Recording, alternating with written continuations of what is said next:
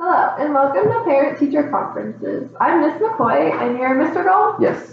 Very nice to meet you. I have to say that Owen, who's in my first grade classroom, is an absolute joy. He's always eager to learn, jumping in to answer questions, very nice friend, and always smiling.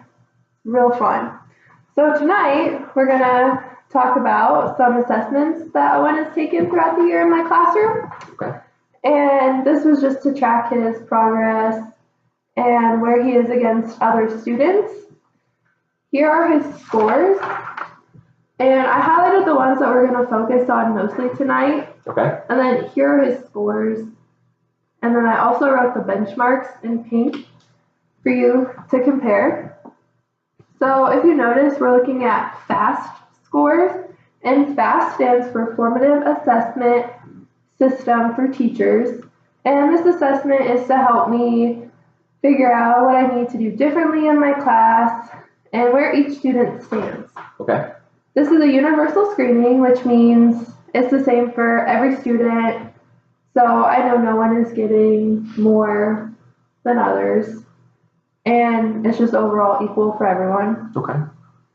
FAST helps me track progress and evaluate my program and what is working and what isn't working for the students and how I can help them to do better.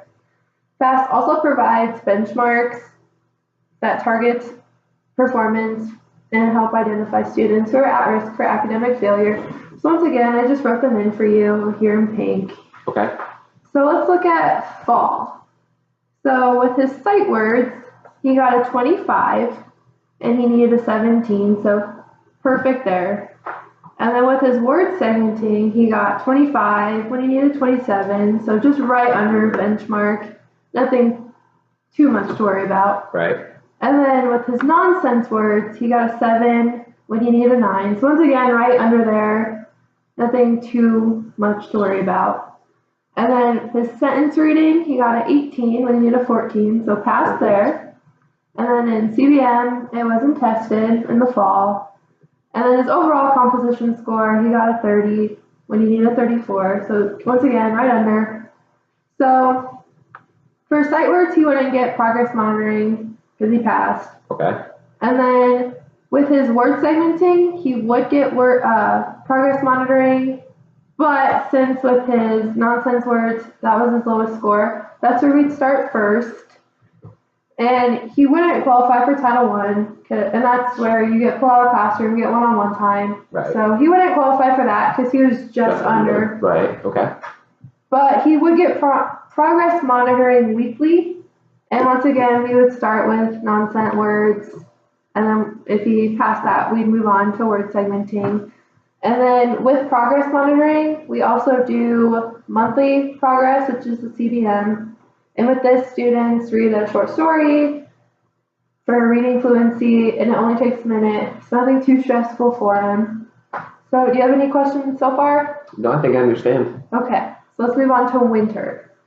So in winter, for his sight words, he got 50 out of 50. Perfect. Yep. And then with his word segmenting, he got 34 when he needed 31, so passed there. And then nonsense words, he got 23 when he needed 16, so passed. And then with his sentence reading, it wasn't tested. And then with his CBM, he needed a 43 and he got a 47, passed there. And for his composition score, he got a 39 when he needed a 55. Ooh. So he's a little under there. Okay.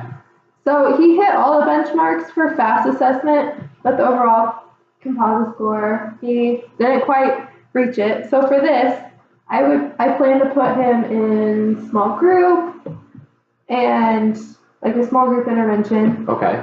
And since he is slightly behind in the benchmark goal, this is why. I'll also keep the progress monitoring going, and we keep doing that CBM once a month where we read the short story. Right. And that's what we did in the winter.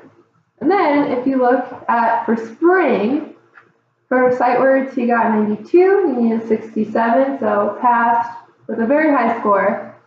And then with word segmenting, he needed a 32 and got a 34. And if you notice, he stayed the same, which is really good.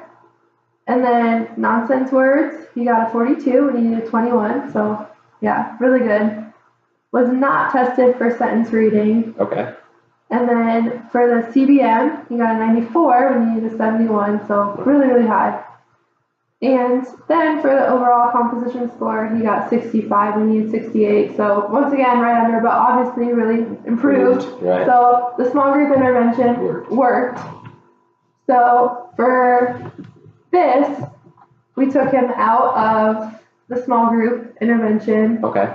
But we kept the progress monitoring, and we are also doing the CBM, so short story. Yeah. And it seems to be helping. Helping a lot, yeah. All of his scores seem to improve or stay the same, so I'm going to recommend that next year we do the same thing. Okay. With the progress monitoring. Makes sense to me. And then to wrap up, I would like to give you this take-home sheet, which tells you how to find the just right book for him to read. Okay. When we go to the library, I have the kids pick a book off the shelf that they find interesting. And Owen loves to do this. He'll come up and show me that he knows how to read or find the just right book. But you pull the book off the shelf and you open it, and they can go to the second page, fifth page, doesn't matter. And they have to hold up a finger or to each word as they're reading. And if they stumble over more than 5 words, they have to put the book back and find something different. Okay. So if you take Owen to the library or you have books at home and he does this is a good way to help him find the just right book. Okay. And then I also encourage that you help Owen find time to read either to you, mom, grandma, friend, even to himself for 15 to 20 minutes a day. I think it'll also help with his scores. So I just want to make sure he keeps reading. Okay. But overall, Mr. Gold, Owen is progressing at the rate we want him to and continues to make improvements. And I'm overall pleased. I hope you are. Oh, yeah.